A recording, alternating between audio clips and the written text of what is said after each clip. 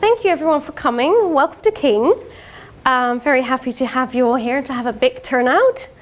My name is Jessica. I'll be talking for King. I'm a data scientist in the BPU here in London, the Business Performance Unit.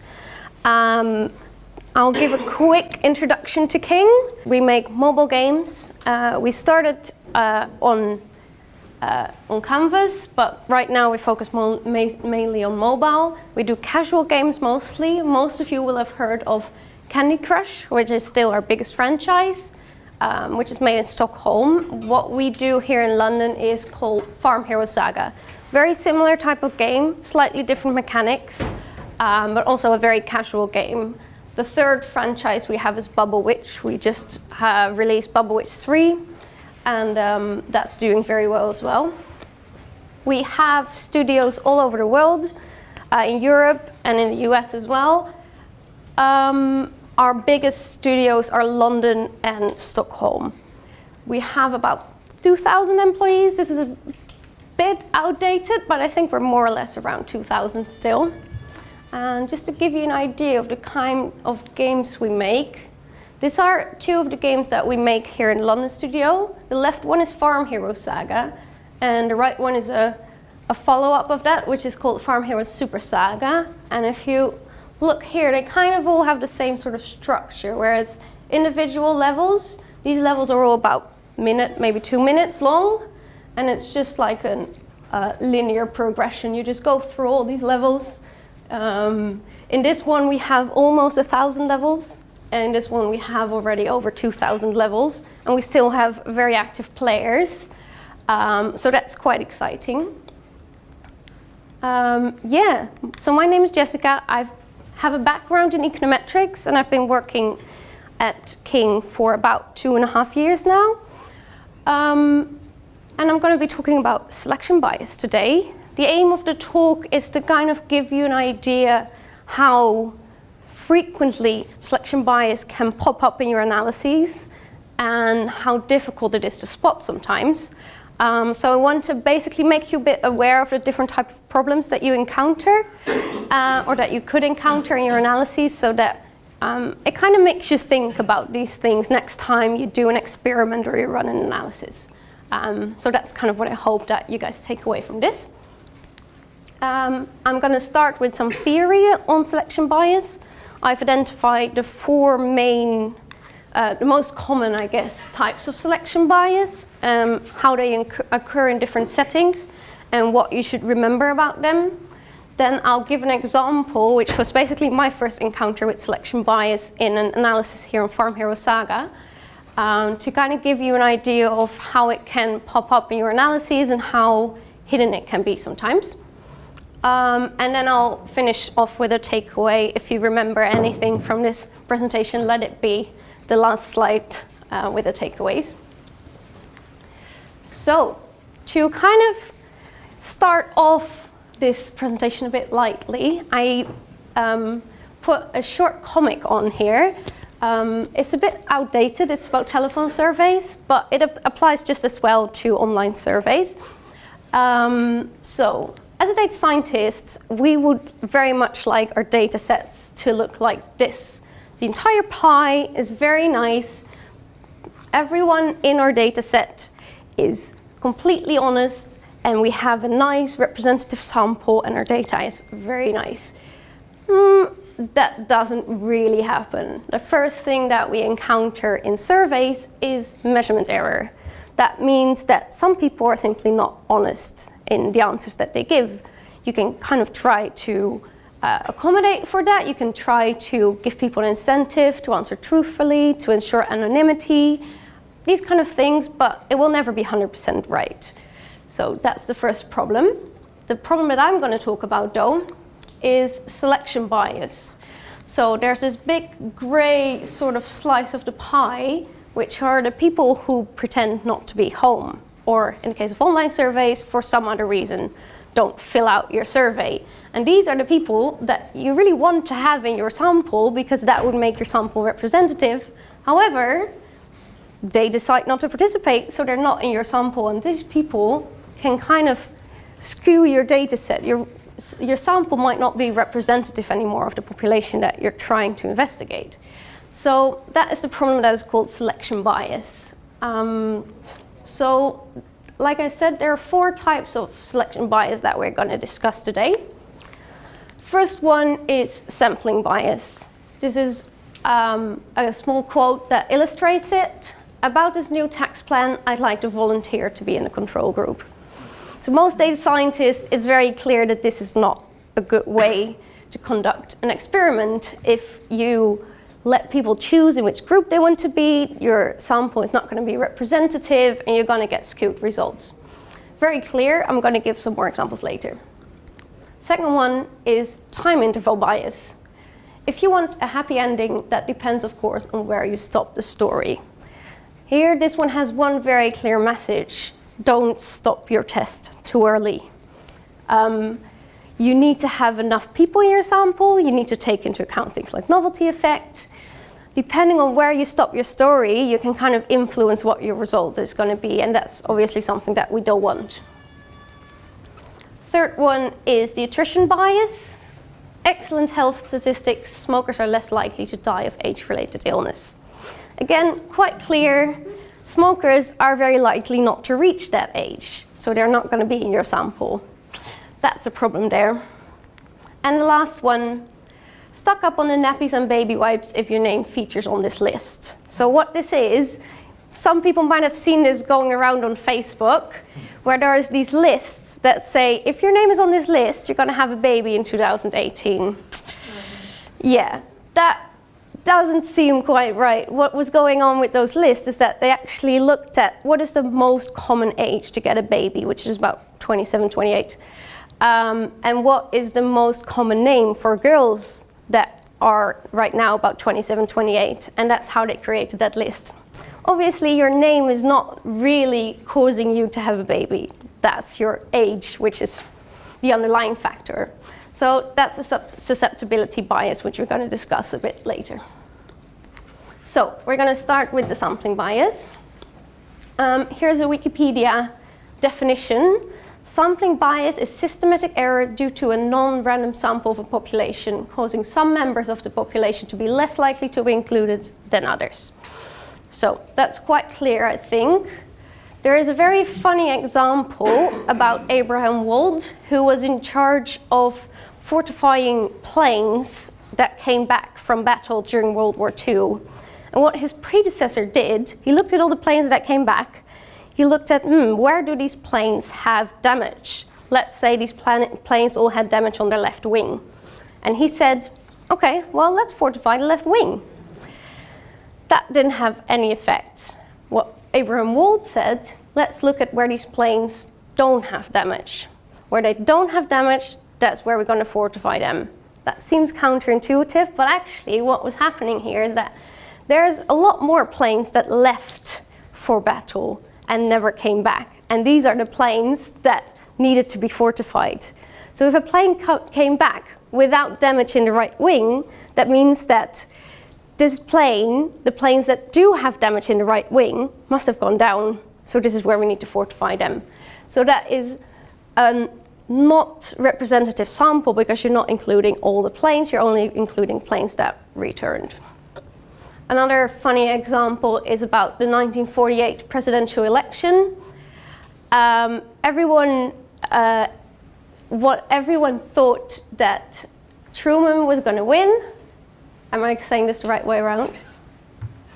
Anyway, they did a telephone survey. It's a little bit before my time. They did a telephone survey and they had a confidence interval and everything. They did their analysis properly. And they said, okay, we know who's going to win. It's going to be Truman. And they printed that out right on the front page of a newspaper. And obviously, in that time, it wasn't going as fast. So the night before, they already printed that newspaper so that it could go out to everyone. And the next day, they found out, actually, Dewey won the election. So there is a very funny picture of Dewey with a newspaper that says, Truman won the election. And what was going on there is that during that time, telephones were not very common. So if they do a telephone survey, they're not interviewing a representative sample of the population. So that again is a sampling bias. However, a bit less funny examples, but very much relevant here, is asking users for feedback on your Facebook page. That seems very innocent, which I guess in a way it is, but you're gonna encounter some sampling bias. First of all, your group is gonna be skewed towards younger people who are more tech savvy, maybe more active on Facebook. Secondly, people that had an average sort of experience with your product are not very likely to go onto your Facebook page and comment on how their experience was. Most people that take the effort to go into your Facebook page and comment are the people that had a very bad experience or a very good one. So again, that's not a very representative sample. Coming back to the games that we make, like I said, we have a very linear, every game has a linear progression with small levels.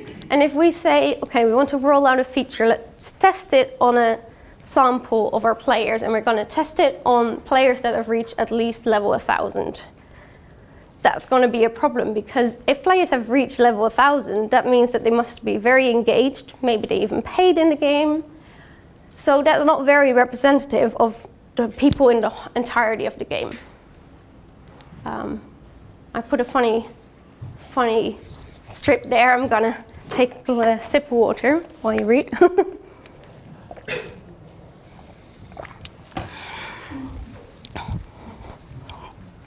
So, I assume all these slides are gonna be somewhere. So, oh, am I? No, it's fine. So, if you want to look back, you can look back on it later. So, next one is the attrition bias. That's quite simple. It's a bias caused by loss of participants. It can be by discounting trial subjects that did not run to completion. That's mostly. It's quite common in medical trials. Because in medical trials, what usually happens is you have to complete the full course of medication or treatment or whatever it is that you're testing. But every participant has the right to drop out at any point. What usually happens is the people that drop out are the people for whom the treatment didn't work. Because if it would work for them, they would have completed the treatment. So again, if you only look at the people that completed the full treatment, that's not going to be a very representative sample. That's mostly going to be people for whom it did work. Another one that we actually might do quite frequently is compare current behavior of users with their behavior 2 months ago. The problem here is that you're discarding two types of users. The first one is the one that came in during those 2 months. You don't have data from them from 2 months ago because they weren't there yet.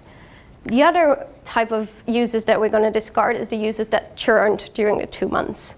So we need to do this kind of comparison, we also always need to have 2 moments of data from them. Last one, which I think is very important for us here at King, we do a lot of A/B testing. It's very helpful for us. We have a big user base, so it's very easy to do A/B testing and to get a very nice sample size.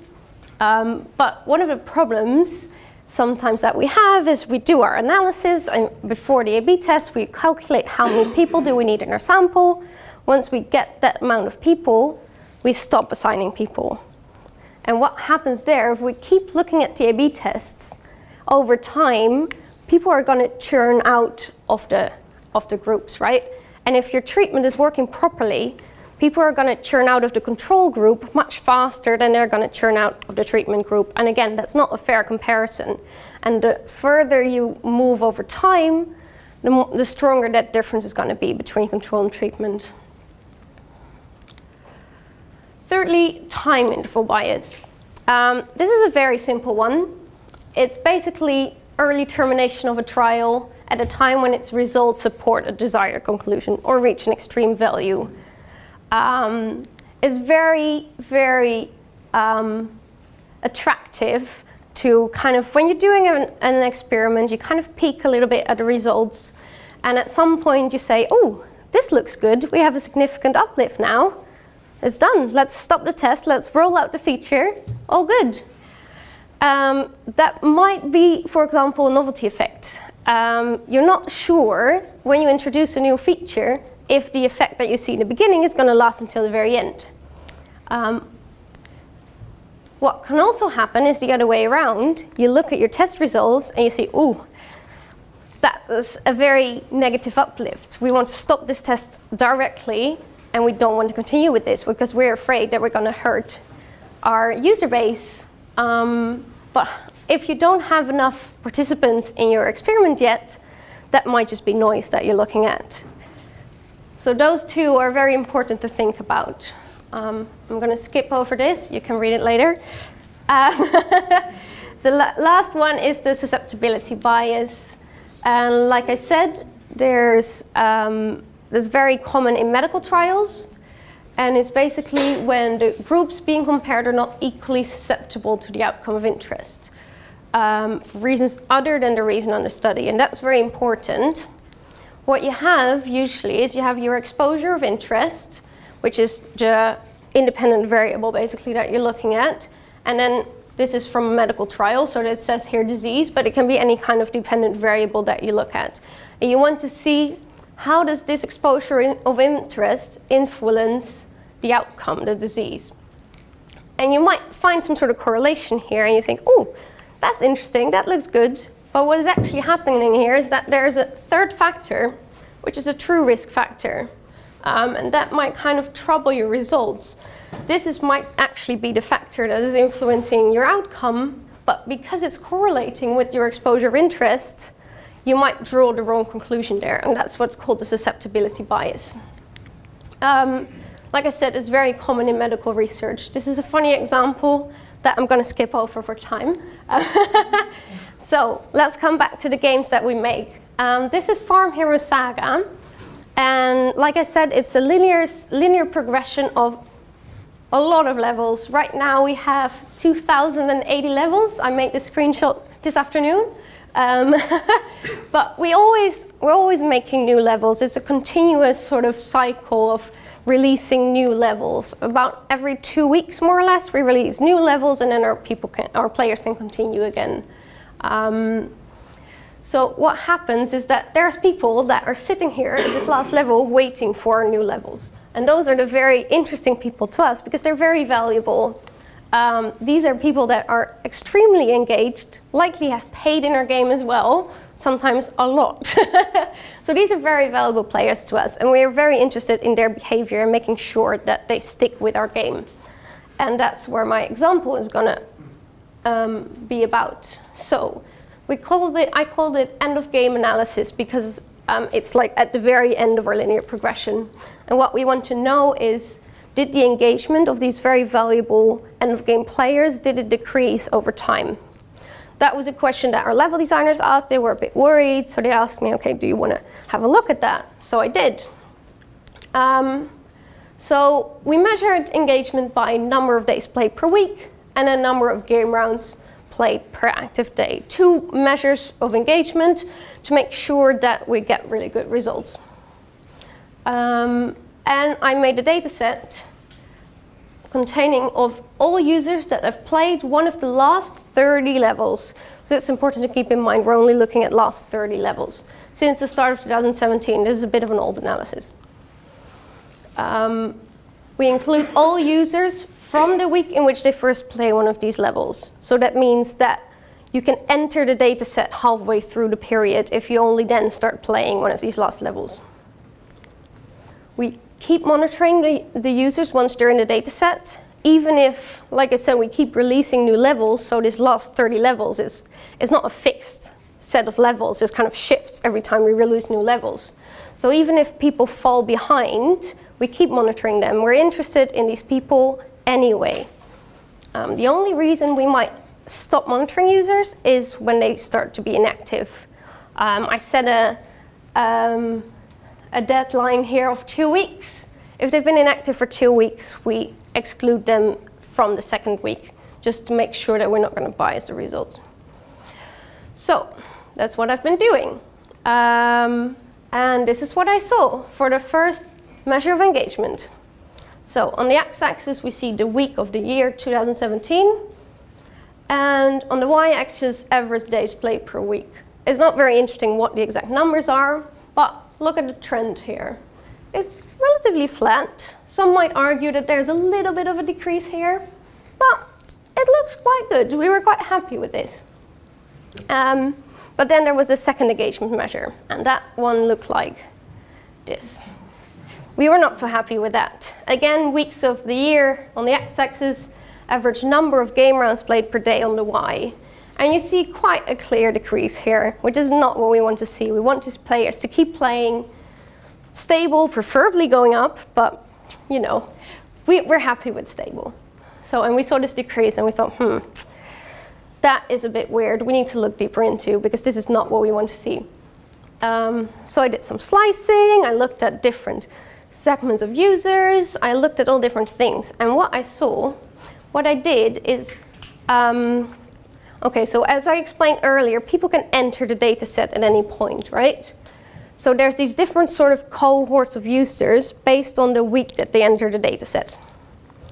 And what I did is I said, okay, I want to kind of get rid of the time dimension here. So what I did is I set the week that a person entered the data set, I set it as week 0. And then I indexed the weeks based on that 0 point, so that the time dimension, we kind of get rid of that. And what we saw here is this. Have a look at this.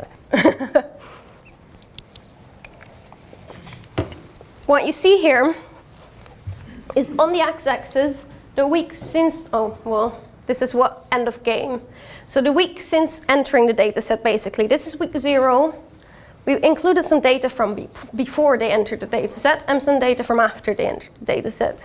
And again, on the y-axis, average number of game rounds per day. And this is a very, very weird pattern. You can see here game rounds kind of going up in the period leading up to them entering the data set. That's a bit weird, but I guess we could come up with some sort of reasonable explanation. But on the right-hand side, we see this huge drop. And that is weird, especially because in the game, these last 30 levels is not indicated in any way. There's no sort of milestone that players reach once they enter those last 30 levels. They don't really notice. For them, it's just another level. So that seems very weird that we're seeing something like this. So I did a lot of different things. I looked at it in from all these different angles, and I couldn't figure it out. So I went to my tech lead, and I said, look, I don't know what's happening here. There must be something wrong. I don't know if it's my code.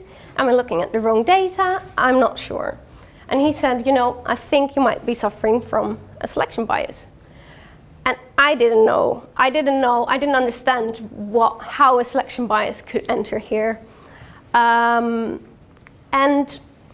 he said, okay, you know what? I'm going to go back. I'm going to take a little toy example, and I'm going to show you how the selection bias works. And that process is what I want to show you today as well.